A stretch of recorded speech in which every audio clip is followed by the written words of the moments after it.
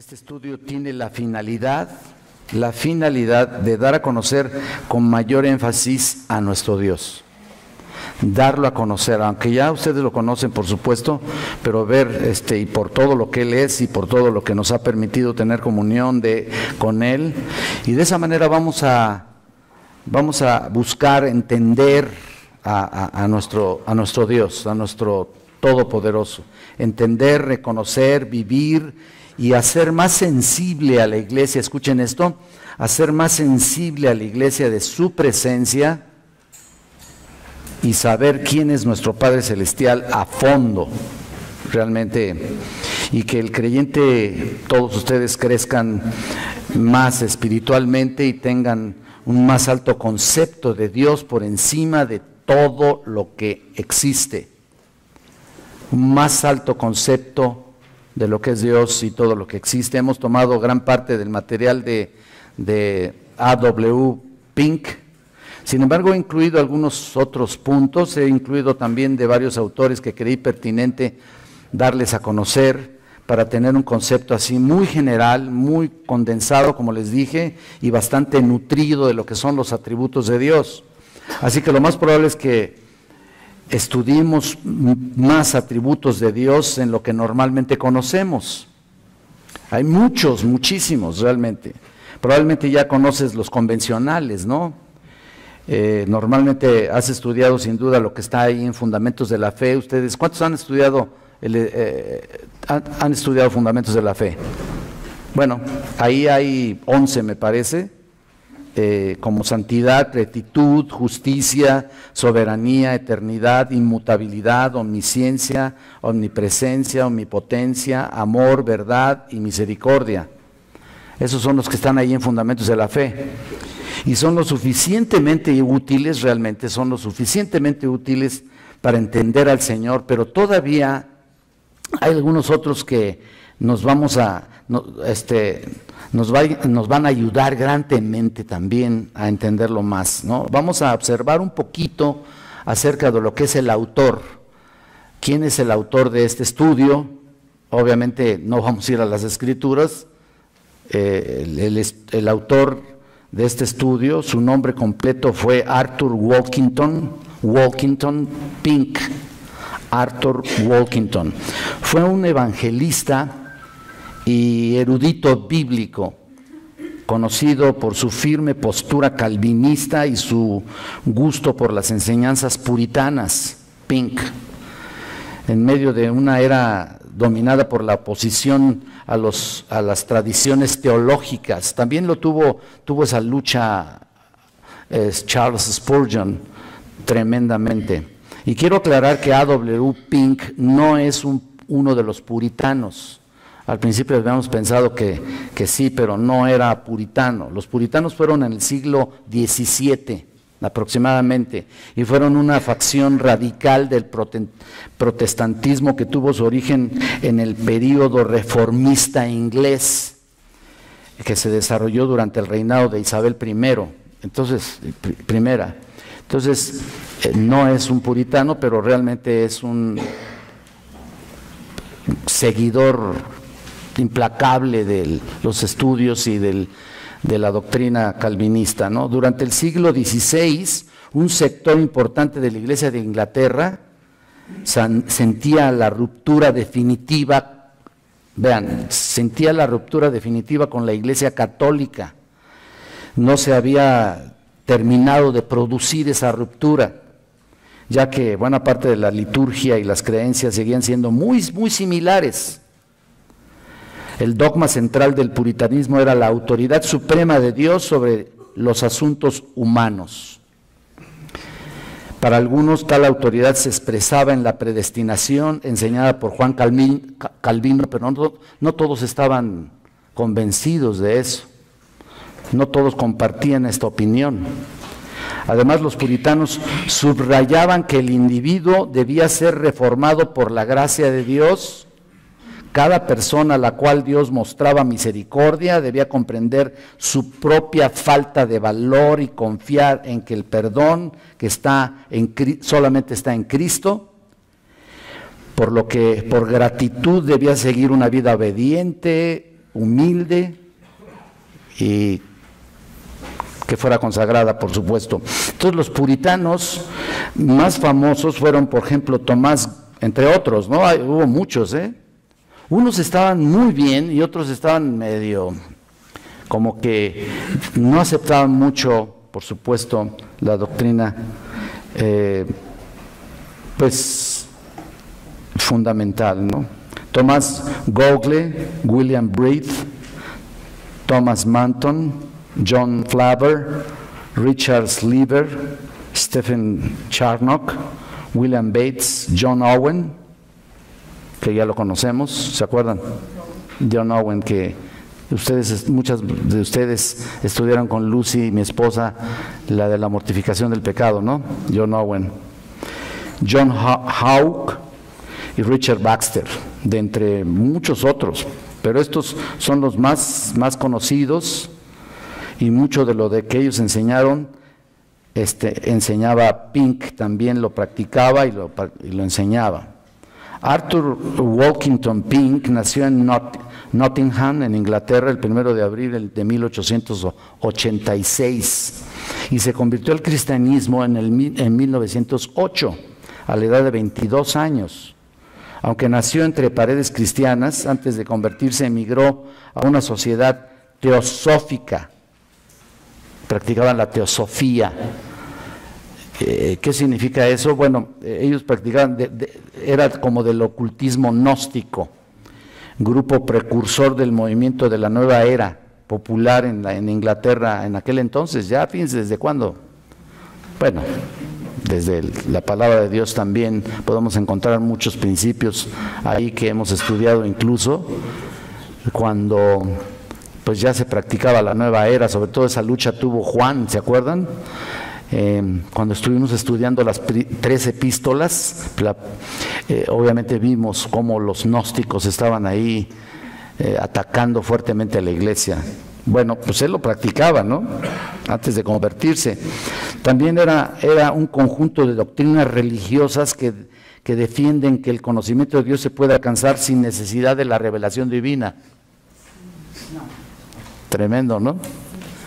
Bueno, esa es la teosofía que él practicaba. Presentan un aspecto místico y creen en la transmigración de las almas.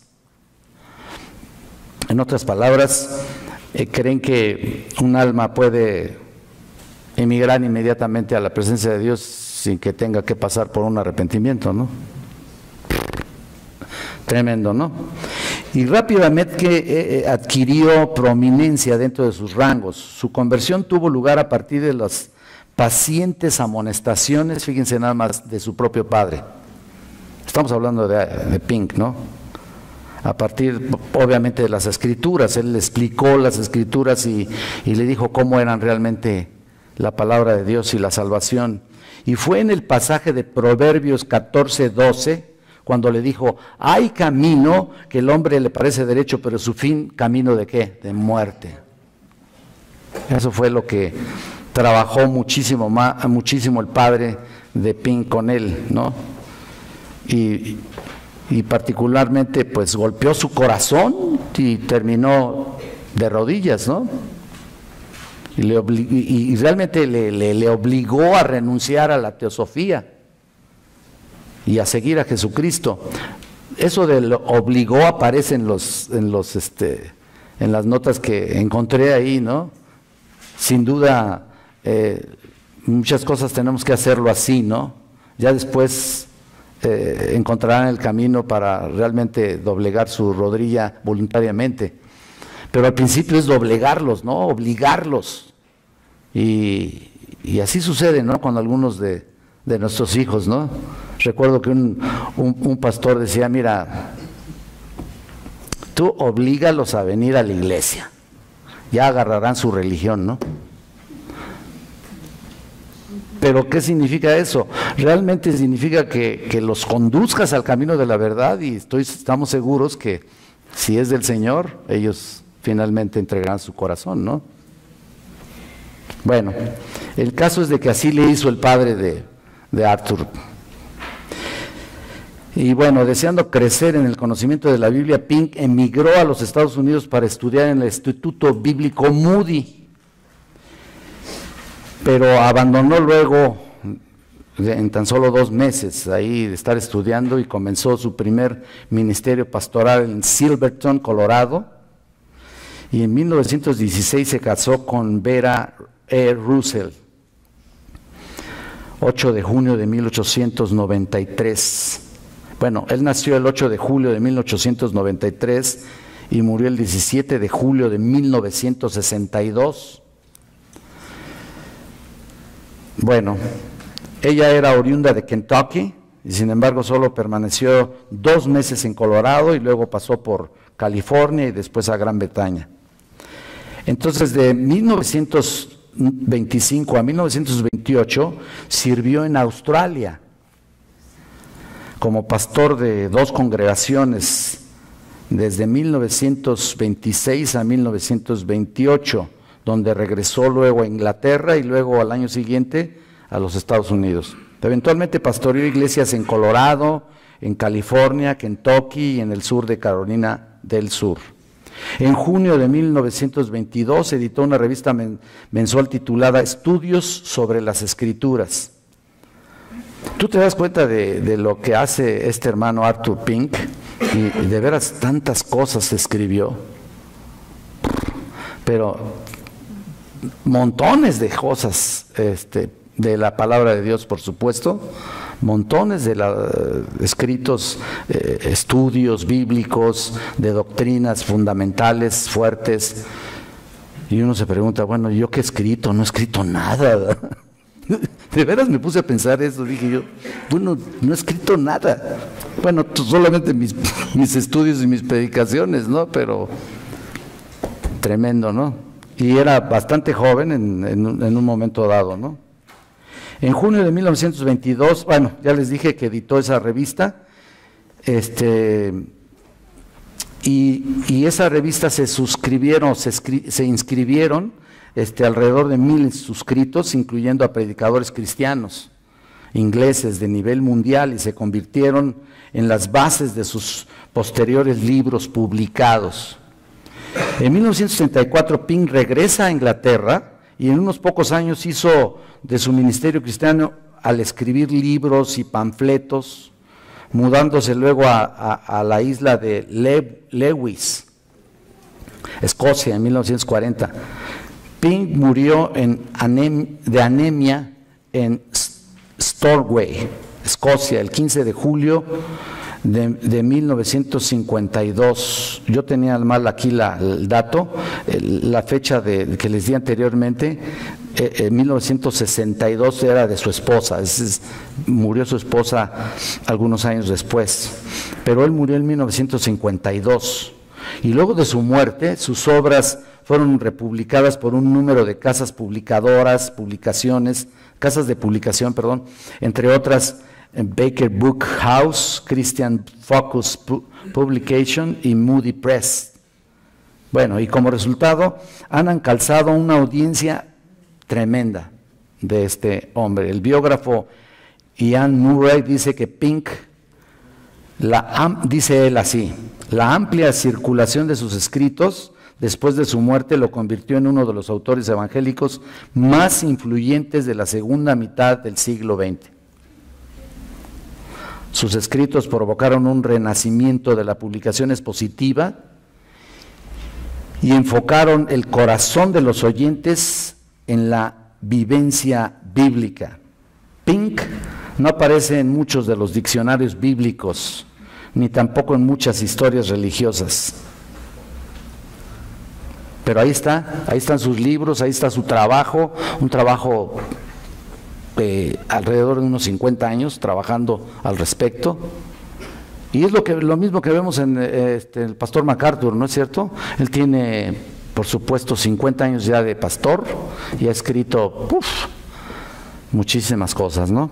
Entonces, pero con la misma, el mismo recibimiento, ¿no? No lo reciben muy ampliamente, ¿no?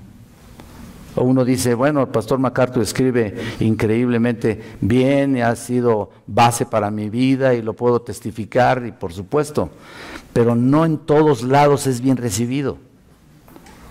Ustedes saben que en la organización de CAM, por ejemplo, de las iglesias bíblicas en todo el mundo, MacArthur para ellos es un hereje. ¿En serio? Tú dices, ¿cómo es posible, no? Además, el calvinismo, no crean ustedes que es tan abierto, ¿no? Hay mucho más iglesias arminianas que calvinistas, pero cientos.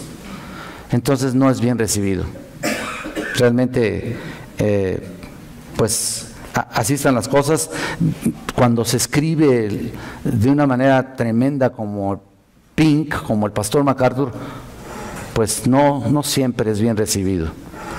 Así que solamente para los que creemos y hemos encontrado realmente la línea bíblica, doctrinal perfecta, en todo lo que escribió Calvino, pues entonces entendemos realmente al pastor MacArthur y a Pink.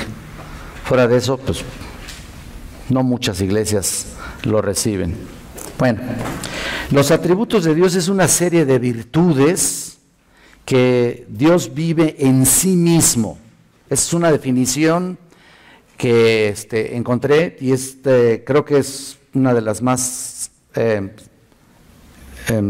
bien, digamos, trazadas. Una serie de virtudes que Dios vive en sí mismo, no le fueron otorgadas, no las obtuvo por un determinado mérito personal, tampoco las tomó para que fuera reconocido o admirado. Los atributos de Dios son parte de Él mismo, son su propia persona.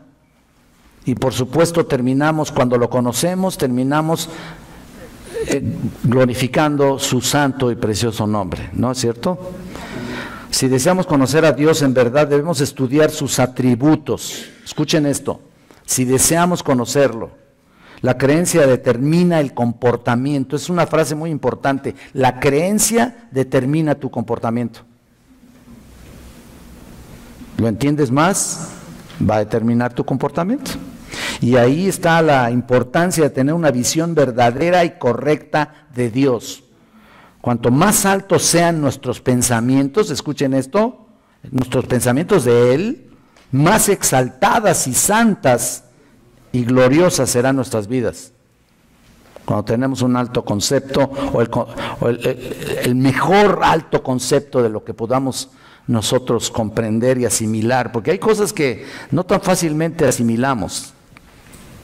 No, y es más, les puedo decir que no lo hemos comprendido como debe ser. Se los puedo asegurar. No lo hemos asimilado como debe ser.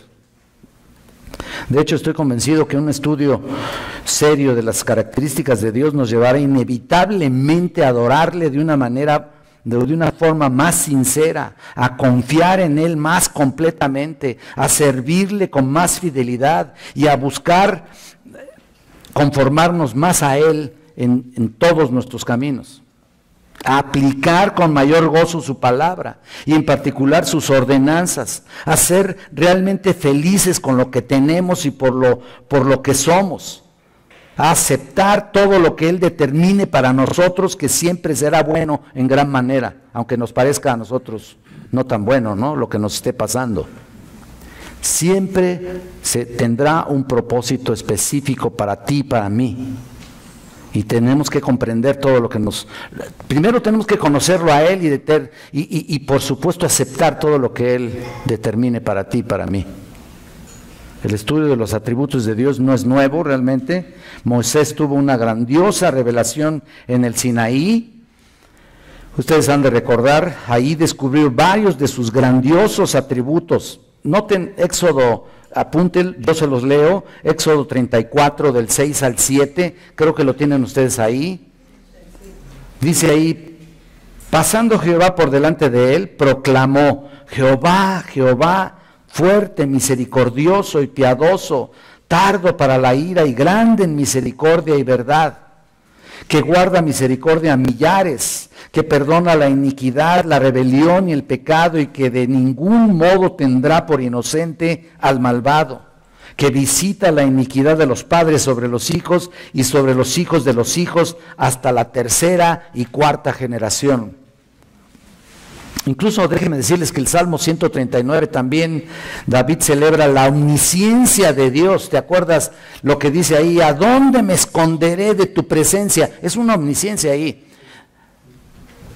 ¿A dónde me esconderé? Los salmos están llenos de expresiones que exaltan los gloriosos atributos de Dios, que debemos conocerlo profundamente, como este de la omnipresencia también. Aunque quizá en la antigüedad no los tenían organizados como después se fueron determinando, ¿no?, los atributos de Dios, pero ahí están, ahí han estado siempre. Aquí están en su palabra, ¿no? Los creyentes en todas las edades han estado muy conscientes de los atributos de Dios, aunque no los habían enlistado, por decir así.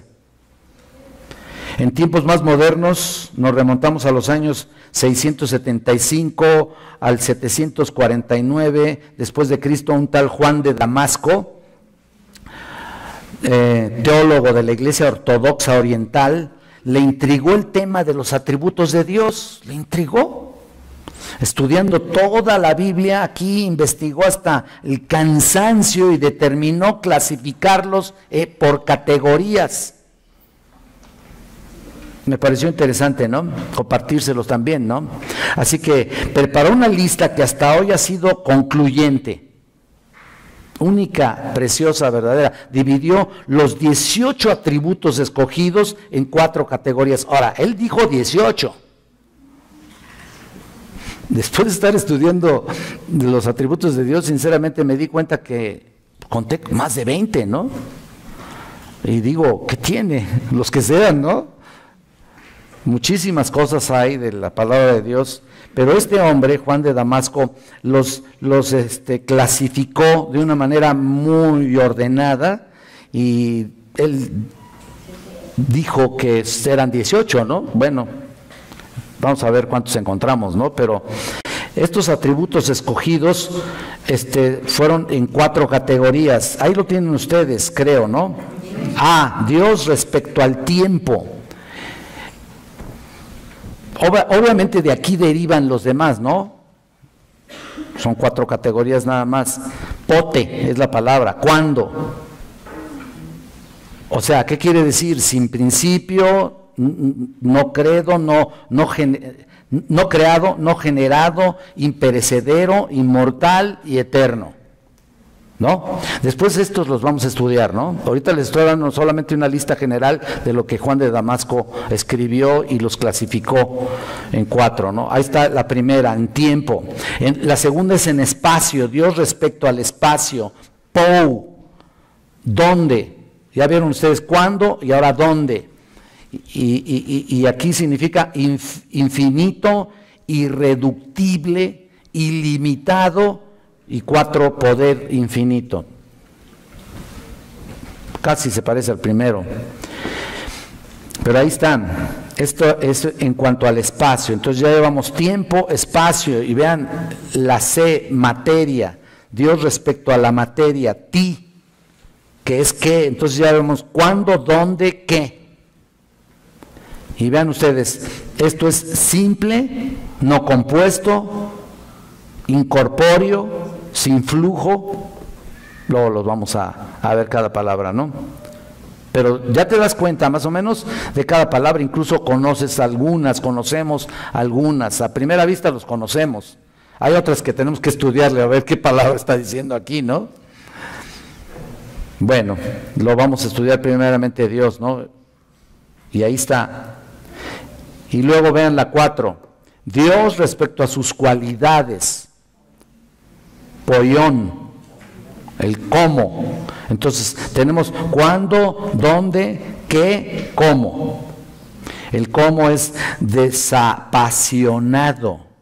O sea, no es una cuestión de que, obvio, también Dios tiene sentimientos y por supuesto fuimos creados a su imagen y semejanza, ¿no? Entonces también heredamos sentimientos, pero no es una cuestión de dejarse llevar por los mismos, ¿no? Por eso el autor así, Juan de Damasco, los determinó y los clasificó: desapasionado, inmutable, inalterable, invisible. Bueno, varias clasificaciones subsecuentes aparecieron luego, ¿no? Sin embargo, aunque esta lista de Juan de Damasco ha sido trabajada y discutida exhaustivamente, permanece intacta y concuerda con lo que la Biblia enseña acerca de Dios, concuerda perfectamente bien. La teología, sin embargo, como otras disciplinas, tienen sus énfasis, ¿no? Lo que hoy se acepta de común acuerdo, mañana puede ser argumentado y puesto en tela de duda con mucha pasión ahí, ¿no? Entonces, así ha habido los grandes teólogos, los grandes hombres que ha cambiado incluso la historia, como reformadores también, sacan, por supuesto, después de muchos años de estudio, aspectos y parámetros doctrinales, y en el análisis aquí específico de los atributos de Dios, y muchos les pueden servir, como a nosotros ahorita nos está sirviendo, pero hay muchos que los han rechazado o los han puesto en tela de duda, ¿no? Y eso es precisamente lo que está sucediendo. De hecho, las doctrinas más importantes de la Biblia, incluyendo las doctrinas de la gracia, están siendo rediseñadas. ¿Se dan cuenta? Cuestionadas. Rediseñadas para la comodidad del público, más que nada. Ustedes se acuerdan que estudiamos las doctrinas de la gracia, ¿no? Y uno de ellos era la depravación total, ¿te acuerdas? No todos aceptan eso. Depravación total, ¿qué les pasa, no? Si el hombre es bueno por naturaleza, te dicen. ¿Cómo? ¿Cómo que depravación total? Entonces, realmente no son muy bien aceptadas estas grandes doctrinas y por supuesto, en esta parte de los atributos de Dios, obviamente es un análisis bíblico y condensado, lo que les dije, con estos 4 aspectos o 4 categorías. Bien, vamos al número, a la siguiente frase que dice ahí, lo que dicen algunos teólogos contemporáneos. ¿Lo están viendo? Ahora tomemos algunos de esos relevantes atributos divinos y estudiémoslos con el fin de entender su riqueza y su importancia para abrir el apetito al estudio de la teología. En vez de explicar estos atributos en mis palabras, veremos algunas opiniones muy importantes de varios teólogos reconocidos.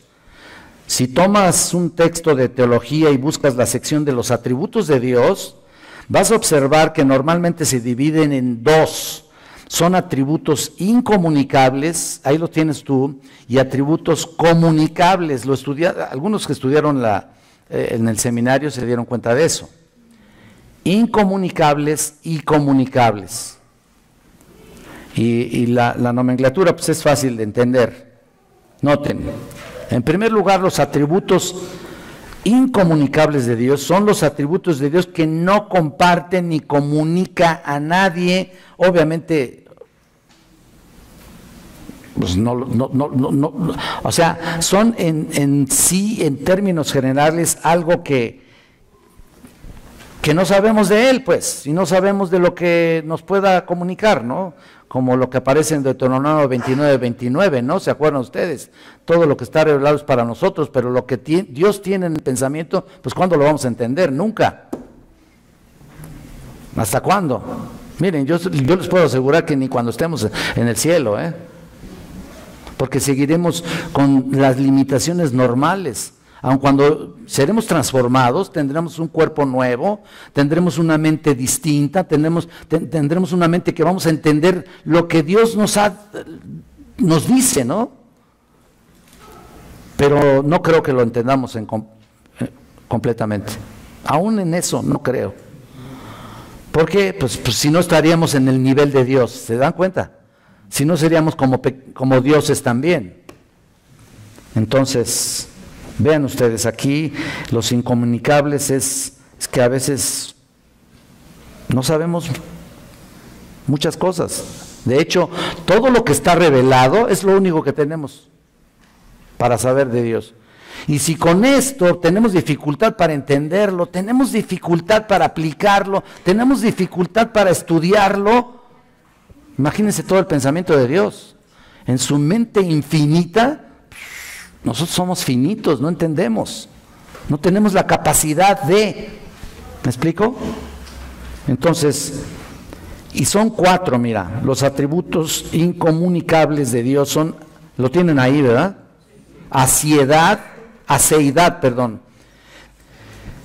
que existe por sí mismo y que posee en sí el principio de su existencia. Aceidad. 2, simplicidad. Significa que no es compuesto, no tiene partes, pues. En otras palabras, pudiera decir que no es tangible, no es que lo puedas tocar así con tus manos y puedas ahí tocarlo, sentir que lo estás tocando, ¿no? Bueno, ahí está, simplicidad. Y luego también inmutabilidad, la imposibilidad de cambiar. O sea, ser inmutable es la imposibilidad de cambiar, evolucionar, progresar, crecer o degenerar. Ahora, no estoy diciendo que Dios no pueda aquí con este punto crecer ¿en qué sentido? Si lo es todo, si está completo, si es absoluto, ¿qué puede cambiar Él? ¿Qué puede mejorar en Él? Pues nada. ¿Por qué? Porque Él es completo y absoluto desde toda la existencia, desde siempre. No tiene principio, no tiene final. Y luego tenemos ahí la infinitud. ¿Lo estás viendo? No tiene limitaciones. Eso es lo que significa. Se clasifican, o sea, infinitud porque es infinito en todos los sentidos. Su pensamiento es infinito, su presencia es infinita, su comunicación es infinita. En fin, en todos los sentidos es infinito. Ahora, se clasifican como incomunicables también porque están más allá de nuestra comprensión. De hecho, les puedo asegurar que habrá cosas que tú te vas a decir, ¿cómo es esto, no? Se te revuelve la mente porque, ¿qué pasa? Habrá cosas que quisiéramos entender y quisiéramos saber, de veras. Pero tan solo con esto que estamos compartiéndoles, realmente con eso será más que suficiente, ¿eh? Porque no podemos pasar de ahí, sinceramente no podemos pasar, no podemos rebasar algo de ahí, de lo que está aquí ya revelado, o de lo que los grandes teólogos los han clasificado como en esta ocasión, ¿no? Tratar de pasar o rebasar eso es entrar simple y sencillamente en un misterio, ¿no? Alguien lo clasificó también así, ¿no? Dios es un misterio. No hay cosas que sean tan fáciles de comprender con lo revelado, mucho menos con lo no revelado. ¿Me explico? Ahí está. Bueno. De estos incomunicables también se desprenden otros, por ejemplo, su eternidad, omnipresencia, que ya hemos mencionado, que luego vamos a ver. Ahora miren, vamos a los atributos comunicables, como que esos ya nos dan más paz, como que decimos, ay, siquiera hay algo que puedo saber de nuestro Señor, ¿no? De nuestro Padre Celestial, ¿no?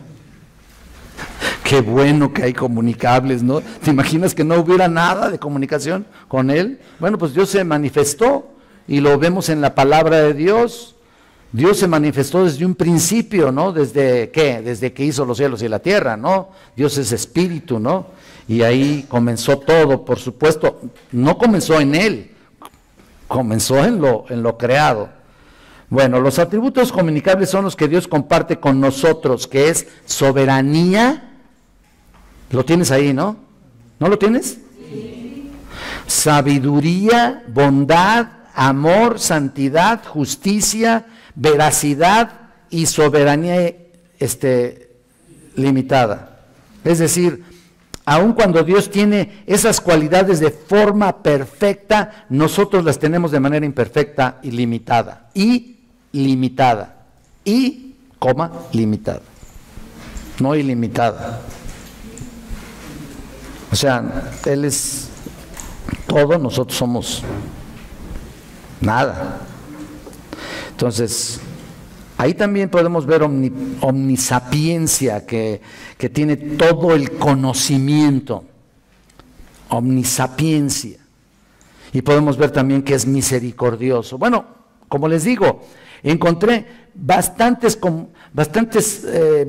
estudios al respecto y me encontré con muchísimos, ¿no? Muchísimos atributos que pudiéramos llamar, que son tantos que, bueno,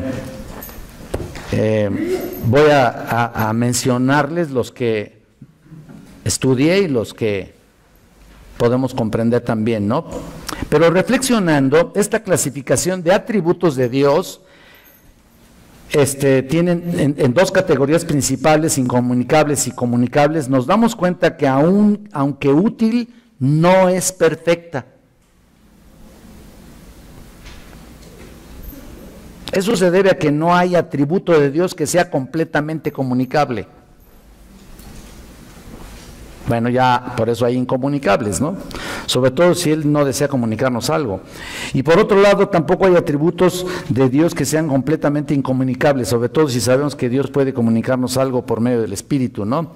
Como por ejemplo, ¿qué tienes? ¿Cuál es una forma de comunicarnos alguna cosa? Bueno, hay cosas que no sabemos, pero el discernimiento te da una idea, ¿no es cierto? El discernimiento nos ayuda a decidir. Y aunque no es propiamente una comunicación directa con nosotros, te da un discernimiento especial en el momento en que naces de nuevo, y entonces puedes en un momento dado saber qué cosas te convienen y qué no. Y aunque no te está diciendo, no hagas eso, no te dice eso, ¿verdad? Tienes discernimiento para saber qué escoger, ¿no? Hay quienes dicen que sí, hay quienes piensan que Dios les habla al oído, que oyen una voz, que por allá tienen sueños y visiones y que quién sabe qué. No, hermanos, porque eso ya está revelado. Esto es lo que apenas entendemos. A duras pruebas comprendemos esto. Y luego todavía Dios se molesta en decirte, no hagas esto. ¿Para qué? Te ha dado un discernimiento para que puedas decidir en un momento dado si te conviene o no algún aspecto en el que tengas que decidir, ¿no? Entonces vamos a tomar varios ejemplos para entender la maravilla de estas cualidades. Es tan solo un resumen de cada uno. Lo que tienen ahí en sus hojas es tan solo un resumen. Después nos vamos a desarrollar, o sea, más fuertemente. ¿Ok? Noten. Dios es infinito. ¿Lo están viendo?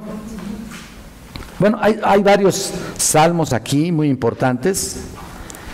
Tenemos el Salmo 90.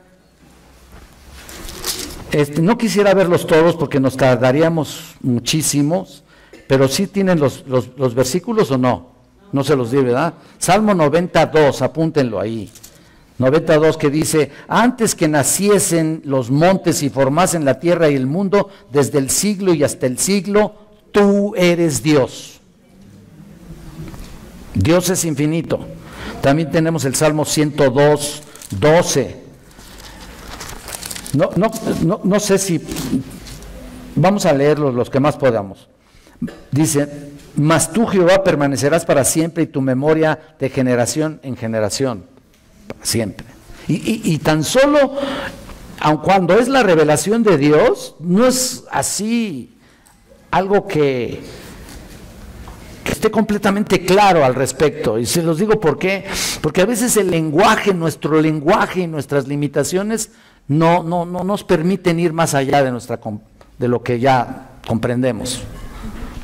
Nuestra masa encefálica es una y llegamos hasta un límite.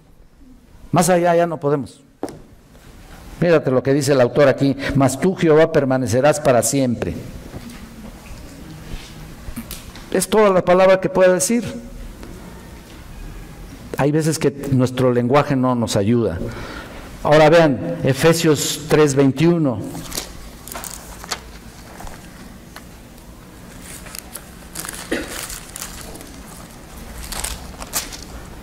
Dice aquí: a Él sea la gloria en la iglesia de Cristo Jesús por todas las edades, por los siglos de los siglos. Tremendo. Y bueno, también les puedo dictar 2 de Pedro 3:8, Primera de Reyes 8:27, no sé qué tan rápido sean para escribir, pero 2 de Pedro 3:8. Primera de Reyes 8:27. Eso es para saber que Dios es infinito, 8:27. Primer libro de Reyes 8:27. Isaías 66:1. Hechos 7:48 al 49. Fíjense, también descubrimos, noten que tanto es infinito como también personal. Y eso es lo que dice Wayne Grudem en su libro, algunos de ustedes lo han estudiado. En la enseñanza de la Biblia dice: Dios es infinito y personal. Es infinito en que no está sujeto a ninguna de las limitaciones de la humanidad ni de la creación en general. Es mucho más grande que todo lo que ha hecho y mucho más grande que todo lo demás, todo lo que existe. Pero también es personal. Es una cosa que podemos explicar aquí, lo podremos comprender y ¿saben qué? Lo creemos por fe. Pero ciertamente no hay una comprensión al respecto. Tú esto se lo explicas a un inconverso y te dices: ¿qué es eso, no? ¿Qué locura es esa, no? Pero tú lo entiendes porque tienes al Espíritu de Dios. O al menos lo crees, porque tampoco creo que lo entiendas, ni yo. Porque hay cosas que no es que se tengan que entender, se creen. ¿Cómo puedes pensar en una Trinidad, por ejemplo? Se los dije, creo, en un estudio, en una predicación. ¿Cómo podemos entender que hay un solo Dios en tres personas? ¿Tú lo puedes comprender? No se entiende, no se comprende, no satisface nuestra mente, y esa no es la finalidad. Se cree por fe. ¿Cómo puede ser posible que la muerte de un hombre haya redimido a tantos? ¿Quién sabe, no? Por favor, ¿quién sabe? Pero lo crees. Por eso eres convertida, ¿no? Convertido. Ahí está. Entonces, hay una nota de Gerald Bright, un teólogo anglicano británico, menciona algo interesante en cuanto a este atributo de que Dios es infinito. Dice: debemos aclarar que la infinitud de Dios no es un concepto matemático, dice él. Ya saben que a veces por medio de las matemáticas, en un momento dado, los judíos trataban de comprender a Dios, ¿no? Las matemáticas es esencialmente un concepto finito y por tanto no se puede conocer a Dios por medio de las matemáticas, que controla un sentido de infinitud cuantificable, dice él, así lo llaman los matemáticos, y que controla la numeración infinita, pero la infinitud de Dios es cualitativamente única, ya que no tiene límites ni fronteras, va más allá de lo que las matemáticas pudieran ahí aclarar, ¿no? Bueno, como se trata de un Dios infinito, omnipotente, omnipresente, omnisciente, el Dios de la Biblia es totalmente distinto a los limitados conceptos humanos, lo que estoy diciendo. Sigue hablando él, este hermano Gerald Bright. totalmente distinto a los limitados conceptos humanos y a los limitados dioses paganos. Hay una frase muy importante que nos puede funcionar, Hebreos 13:5 y Josué 1:5, ¿qué dice? Dice, no te dejaré ni te desampararé. O al revés, no te desampararé ni te dejaré. Y esto es muy importante, esta sería incomprensiblemente de no ser por la omnipresencia divina, ¿no? De no ser por eso, oye, ese Dios maravilloso que hizo los cielos y la tierra está aquí conmigo. ¿Cómo es posible? Por eso les digo que nuestra comprensión es sumamente limitada. Ahí está. Y obviamente que esto es en caso en la base de su poder, porque asegura que Él puede actuar en todo lugar y en todo momento y en el momento que Él lo desee. Y considerando estos atributos infinitos, también podemos entender expresiones como la del Salmo 139, que Dios es omnipotente aún en el infierno. ¿Por qué? De inmediato nos preguntamos, ¿qué conexión hay Dios con el infierno? Tú dices, no.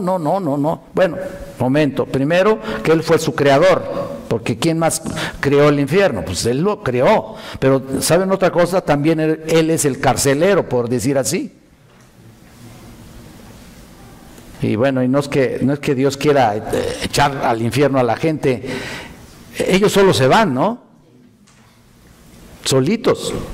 Además, por ser infinito, no hay lugar entre el cielo y la tierra donde esté Dios. Por eso, esta porción bíblica, los cielos de los cielos no te pueden contener. O sea, imagínate nada más lo grande y maravilloso que es nuestro Señor. Así surgen otras preguntas. ¿Puede Dios hacer aquello que es contrario a su naturaleza? Otra, ¿qué significa que Dios puede hacer cualquier cosa? ¿Qué significa? Otra, ¿puede Dios hacer algo más grande que Él mismo? Digo, son solo preguntas que la gente hace, ¿no? Y Bright responde, hablando de su poder, la omnipotencia de Dios es perfecta, cualquier cosa que sea contraria a la naturaleza de Él representa imperfección y aún impotencia. La omnipotencia de Dios está totalmente realizada, es decir, lo que quiere hacer, lo hace. Por lo tanto, y eso tú lo ves ahí en la palabra de Dios, ¿no? Tan claro está en la palabra de Dios su omnipotencia o su poder, llamémosle en ese sentido, que Él hace que la gente en un momento dado les conceda el arrepentimiento, ¿se acuerdan? Por si Dios les concede el arrepentimiento. O como en un momento dado, si tú estás orando por alguna persona, como lo que le pasó a Lidia, ¿no? ¿Se acuerdan que Dios abrió su corazón? O sea que no fue un resultado de ella misma. Dios en su poder, ¡pum!, abrió su corazón para recibir la palabra. Entonces todo lo hace Él, no quiere decir que seamos títeres, ¿no? Pero todo lo hace y lo puede hacer. ¿Por qué creen ustedes que a través de los años surgió el movimiento carismático pensando en que si Dios puede o hizo muchísimas cosas en el pasado, sobre todo se acuerdan de Hechos, tantos milagros que hicieron los apóstoles y por supuesto el Señor Jesucristo? Bueno, un día el Señor dijo, mayores cosas haréis, y de ahí se agarraron. La iglesia emergente, sí saben, ¿no? La iglesia emergente es la gente carismática que piensa que todavía Dios puede hacer sendos milagros de esa naturaleza, o sanar, bueno, claro que Dios puede sanar, por supuesto que Dios puede sanar, pero no a través de un milagrero ahí, de un sanador específico, porque también hay que entender los dones, es otra cosa, ¿no?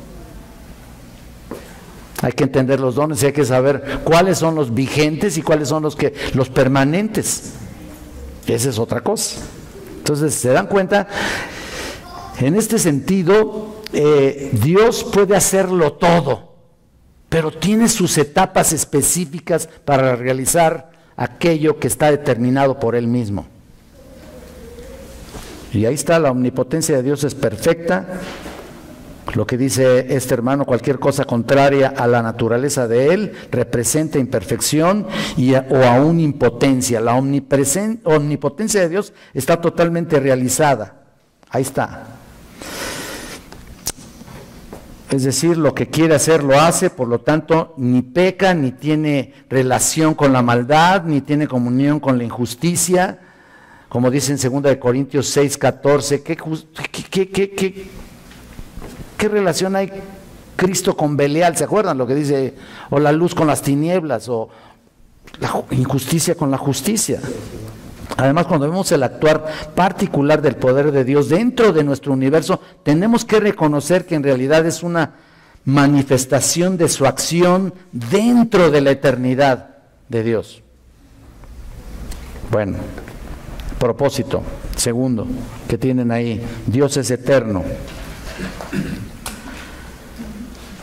Como otro ejemplo, veamos este gran atributo que descubrimos en el primer texto de la Biblia, en Génesis 1:1, ¿no? ¿Se acuerdan ustedes? En el principio, dice ahí, dándonos a saber que Dios antecede a la creación, que es eterno, no en el principio de Él, ¿no? Por supuesto que no. Una de las expresiones de su infinitud, bueno, aunque ya lo vimos, textos afines a lo que es eterno, Génesis 21:33, podemos verlo, Isaías 9:6, Génesis 21:33, Isaías 9:6, Jeremías 10:10, Salmo 92, ¿voy muy rápido? 92 y 4, ¿no? El versículo 2 y el 4. El Salmo 102, 11 al 12. Y también del 25 al 27. 102 del 25 al 27. Segunda de Pedro 3, 8. Efesios 3, 21. Todos esos pasajes hablan de su eternidad. De su eternidad. Fíjense, apenas estamos aquí, solamente como cuando dice, cuando estás en la botana picando, ¿no? ¿No? Apenas estamos ahí, ¿no? Hablando de su eternidad. Entonces, Dios no tiene principio, ni fin, como les dije, ni principio en el Salmo 93, 2, ni fin en Deuteronomio 32, 40. Todo está perfectamente establecido. Obviamente estamos explicando lo que hemos entendido y lo que hemos visto aquí. También podemos encontrar en el Salmo 102, 27, creo que ya se los dije ese. Dios siempre ha existido y siempre existirá. No hay límites en su presencia ni en su poder, y por supuesto en su eternidad. Por tanto, es correcto decir que la eternidad es el tiempo de la vida de Dios. Nuestras mentes tienen que esforzarse para concebir la idea de un ser que no haya sido creado, que nunca ha sido creado, y siempre habrá quien pregunte, a ver, ¿y quién creó a Dios? No sé si te has encontrado con esa gente, ¿no? ¿Quién hizo a Dios? Y te retan, ¿no? Con esa expresión, ¿no? Nadie lo hizo, nadie, siempre ha existido, y es algo que no les entra en la cabeza. Obvio, aquí entra lo que yo les estaba diciendo. Tú lo crees por fe, pero no lo entiendes, ¿o sí? Pues ¿cómo lo vamos a entender? ¿Cómo es posible entenderlo, no? Con esta mente tan... Y luego a veces somos recabezones, ¿no? No creas, ¿eh? Cuando está uno en el seminario y cuando llega uno a algunos otros niveles, ahí está uno viendo y está uno dándose, Señor, ayúdame a entender esto, porque no lo entiendo. Pues, no te pedí que lo entiendas. Créelo y ya, y cállate la boca, ¿no? Y punto. Bueno, ahí está la eternidad de Dios. Es demasiado grande Dios para comprendernos nosotros, no podemos. Por eso decimos que nunca tuvo un comienzo y nunca tuvo ni tendrá un final. Él trasciende al tiempo, aunque no comprendemos eso también. Él habita en el tiempo y en el espacio, ¿no? También hemos dicho eso, ¿no? ¿Se acuerdan? Para Él no hay, o sea, la eternidad de Dios es duración sin comienzo o fin. Existía sin vínculos ni dimensiones, presenta sin pasado o futuro. La eternidad de Dios es juventud sin infancia o vejez, vida sin nacimiento ni muerte, hoy sin un ayer o un mañana. Él es el Rey eterno. Lo dice en varias partes de la Escritura y lo creemos otra vez. En el Salmo, vamos al Salmo 10, ahí sí me gustaría que lo viéramos. Él es el Rey eterno, Salmo 10. Ya vamos a terminar. 10:16. A veces no nos alcanza el tiempo, les digo la verdad, una hora como que ya pues se nos fue, ¿no? 10:16. Jehová es Rey eternamente y para siempre, dice. De su tierra han perecido las naciones. ¿Lo estás viendo? Sí. Y luego vean, el 1 Timoteo 1:17. 1 Timoteo 1:17. Déjenme llegar porque yo soy el que no he llegado.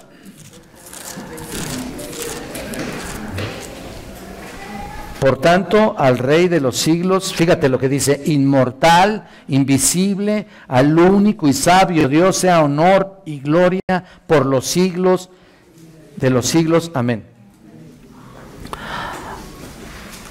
Otros pasajes. Que reina para siempre. Salmo 66, volvemos a los salmos. Salmo 66:7. Mira lo que dice: Él señorea con su poder para siempre, sus ojos atalayan sobre las naciones. Los rebeldes no serán enaltecidos. Bueno, todo el salmo ahí. También podemos verlo en el Salmo 146:10. Y luego también es un reino eterno. Ya dijimos que es Rey eterno, que reina para siempre, y ahora que es un reino eterno. Deuteronomio 4:3, apúntalo nada más, chécalo. 4:3, 34. 4:3 y 34. Desde un trono eterno también. Habla de la eternidad en un trono. Su trono es para siempre, eternamente y para siempre. Hasta lo cantamos, ¿no?